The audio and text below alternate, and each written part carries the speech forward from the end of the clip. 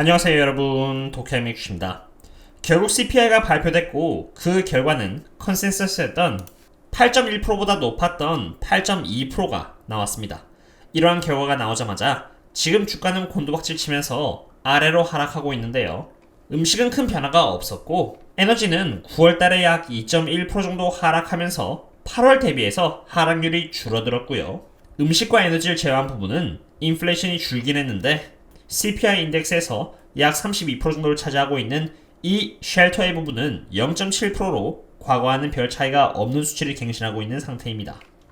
저는 이러한 부분에 대해서는 미리 텔레그램 멤버십을 대상으로 공지를 드리면서 특히나 기술주를 대상으로의 대응은 정말 조심해야 한다고 여러 차례 설명을 드렸는데요. 이렇게 저희들과 함께 안전하게 장투를 해나가고 싶으시다면 언제든지 이 링크를 통해서 조인하신 뒤 커뮤니티에 남겨져 있는 멤버십 전용글을 통해서 접속해 주시면 되겠습니다. 다시 CPI로 돌아와서 CPI가 컨센 대비해서 부족하게 나오면서 사실 앞으로의 향방이 바뀌었다고 해도 과언이 아닌 상태입니다. 지금 Fed Funds의 퓨처는 이렇게 4.14%로 Fed가 프로젝션 내놓은 4.4% 대비해서 약 25bps 정도 부족한 상태로 시장은 11월 달에는 75bps 그리고 12월 달에는 50bps의 금리 인상분에 대해서 선 반영을 해놓은 상태입니다. 그런데 정말 안타깝게도 CPI 컨센서스인 8.1% 대비해서 더 안 좋게 나오면서 시장은 12월 달에 75bps의 인상을 반영하기 시작했고 이에 대한 일환으로 지금 주식이 굉장히 많이 빠지고 있는 것이죠. 사실 저는 이미 이러한 가능성이 굉장히 높다고 판단해 10월 9일인 지난주에 다음주 CPI는 어떨까라는 주제의 영상으로 클리블랜드 페드의 예측치는 8.2%로 이미 컨센서스인 8.1%를 상회했으며 2021년 3월을 시작으로 실제 CPI 지수는 클리블랜드 페드의 예측치보다 다수 이렇게 높게 나왔다는 것을 봤을 때 이번에도 높게 나올 확률이 높으니 조심해야 할 필요가 있다고 말씀을 드렸습니다. 그리고 사실 이것뿐만이 아닙니다. 10월 10일날에 올려드린 이 영상에서는 S&P 500의 밸류에이션을 진행하였는데요. S&P 500과 같이 지수를 대상으로 밸류에이션 하는 방법은 S&P 500의 기대 수익률과 10년 리얼 일드의 차이를 역사적 평균값과 비교를 하여 그보다 낮으면 고평가이고 반대로 그보다 높으면 저평가라고 볼 수 있는 방법인데 3일 전 기준 S&P 500의 기대 수익률과 10년 리얼 일드의 차이가 약 4.5% 정도가 났었고 2015년부터 2022년까지의 평균 차이는 이렇게 5.1% 정도이니 지금의 S&P 500의 밸류에이션은 고평가라고 할 수 있는 것입니다. 사실 4.5%의 차이가 고점이라고 시그널링 해주었던 적은 역사적으로도 이렇게 많았습니다. 2016년 12월을 제외한 2018년 1월, 2018년 10월, 그리고 2020년 6월로 고점대 당시 모두 그 스프레드가 4.5%대였고 고평가로 인식되었던 지수는 얼마 지나지 않아 이렇게 여러 번 하락을 반복해 주었죠. 참고로 2016년의 경우는 폭락하진 않았지만 적어도 3개월이라는 기간 동안 계속 횡보를 해주었습니다. 하지만 이러한 지표 외에도 이번 CPI가 안 좋게 나올 가능성은 농후했습니다. 저는 과거부터 지금까지 계속 텔레그램에 있는 저희 멤버십 분들께는 너무 급하게 대응할 필요가 없으며 조심해봤자 나쁠 건 없다라고 말씀을 드렸는데요. CPI 결과에 있어서 가장 큰 부분을 차지하는 부분은 바로 부동산입니다. CPI 인덱스에 있어서 약 32% 정도를 차지하기 때문이죠. CPI가 나오기 이전에 이미 간접적으로 어떠한지 여기 US Zillow Rent Index for All Homes를 통해서 어느 정도는 알 수 있었는데요. 2022년 9월 기준으로 이렇게 약 0.5% 정도 올랐다는 것을 볼 수 있습니다. 물론 추세상으로는 연준의 금리 정책으로 인해서 이렇게 하락하고 있지만 그 하락의 기울기는 조금 완화됐다는 것을 볼 수 있습니다. 부동산의 가격은 여전히 약간 거품이 끼어있는 상태인 것이죠. 제가 저희 멤버십 분들을 대상으로 사전적으로 공유드렸던 자료는 중고차도 있습니다. 중고차의 시세는 여전히 높은 편인데요. 중고차의 시세를 보려면은 여기 Manheim Used Vehicle Index를 보셔야 하는데 8월달에 4% 빠진 것에 비해서 9월달에는 조금 오르더니 마이너스 3%밖에 하락하지 않았습니다. 9월달에 중고차 시세가 하락하긴 했습니다만 8월달에 하락률만큼 높지가 않았다는 것이죠. 나스닥의 밸류에이션을 본다면은 나스닥 배의 기대 수익률과 10년 리얼 일드의 스프레드는 이렇게 3.3% 정도입니다. 참고로 이 3.3%라는 수치를 과거 2009년과 비교해보면은 이렇게 비슷한 위치에 와 있다는 것을 볼 수 있습니다.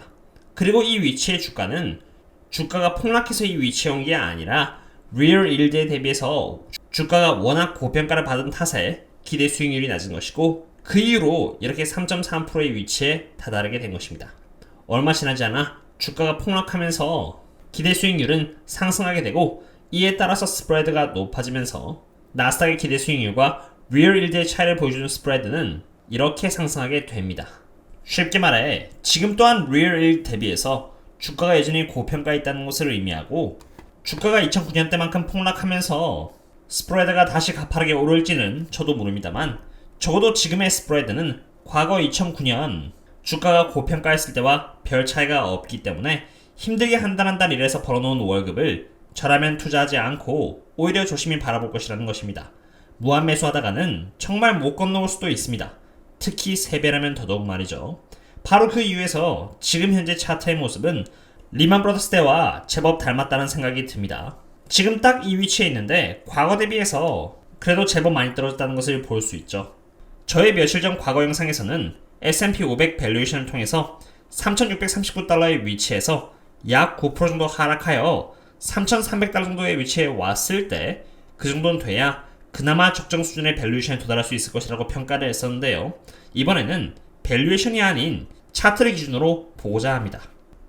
우선 지금 저희들이 위치해 있는 이 3,581달러의 위치는 사실 굉장히 중요한 지지선에 위치해 있습니다. 그 지지선은 과거 2020년 9월달에 있다는 것을 볼 수 있죠. 그런데 이 지지선 아래로 하락해버린다면은 약 11% 정도의 갭이 지지선 없이 생겨버리는 것이고 그렇게 되면은 차트 관점에서 봤을 때는 이렇게 3,230달러까지도 노출될 수 있는 것입니다. 아무것도 없이 그냥 갭이 있기 때문에 하락은 제법 빠르게 일어날 수도 있겠습니다. 지금 현재 S&P 500의 PER은 17.70에 위치하고 있습니다. TTM 기준으로 말이죠. 그리고 평균이 15.98이라는 것을 말해주듯이 지금 현재 S&P 500의 PE 멀티플은 여전히 평균 이상인 고평가라고 할 수 있는 것입니다. 제가 예측컨대 이번에 또 하락을 하면은 이제는 12월 달에 75bps도 반영이 되었다고 생각하면서 또 추가 매수를 할 것이라고 생각합니다. 하지만 밸류에이션 기준으로 본다면은 정말 조금밖에 반영이 되지 않는 것입니다.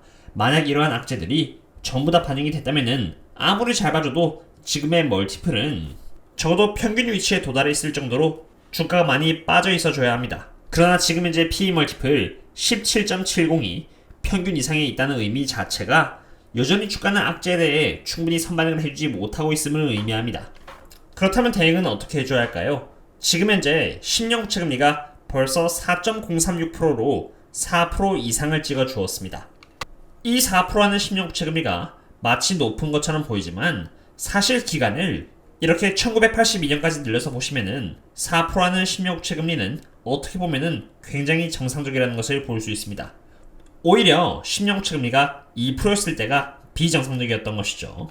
그러면은 저희 투자 입장에서 바라봐야 하는 점은 어디에 투자를 했을 때 이 10년 국채 금리보다 더 높은 기대 수익률을 얻을 수 있겠냐라는 것입니다. 제가 침이 마르고 목이 빠질 정도로 몇 달 전부터 매 영상마다 설명을 드려왔습니다만 좋은 기대 수익률을 주는 섹터는 지금 저평가를 받고 있는 에너지 섹터입니다. 저와 저희 멤버십 분들께서 함께 투자하고 있는 CP의 기대 수익률은 32%, OVW는 18.39%, 옥시덴탈은 18.13%, 배당주인 에너지 트랜스퍼는 11.93%이고요. YGR은 38.99%, 그리고 VET는 17.99%에 육박합니다. 물론 마이크론의 기대 수익률 또한 15.59%로 마이크론 또한 원유 섹터에 밀리지 않을 정도로 저평가되어 있는 상태입니다. 투자함에 있어서 제가 갖고 있는 철학은 간단합니다. 지수가 되었든 우량주가 되었든 어떤 주식이 되었든 간에 고평가가 되었을 때는 피하고 저평가이면서도 미래 전망이 유망한 기업들 상으로는 모아나가자 합니다. 오늘은 CPI와 지수에 대한 밸류에이션 등에 대해서 하나 보았는데요. 과거부터 꾸준히 말씀드렸듯이 S&P 500은 여전히 굉장히 고평가되어 있는 상태라고 생각합니다. S&P 500의 기대 수익률과 10년 리얼 일드의 스프레드를 통해서도 설명을 드렸고 PER 멀티플 기준으로 설명을 드렸으니 충분히 설명이 되었다고도 생각이 되고요. 앞으로도 고평가인 기업들은 철저히 피해나가 저평가이면서도 좋은 기업들을 지금 현재를 기회 삼아 모아나가고자 합니다. 물론 제가 모든 영상을 통해서 좋은 기업들을 하나하나 업데이트를 해드릴 수는 없는 만큼 괜찮은 기업들에 대한 업데이트는 텔레그램을 통해 빠르게 업데이트를 해드리도록 하겠습니다. 오늘의 분석은 여기까지 하도록 하겠고요. 그럼 다음에 또 다른 분석과 함께 찾아뵙도록 하겠습니다. 그럼 다음에 또 만나요. See you later.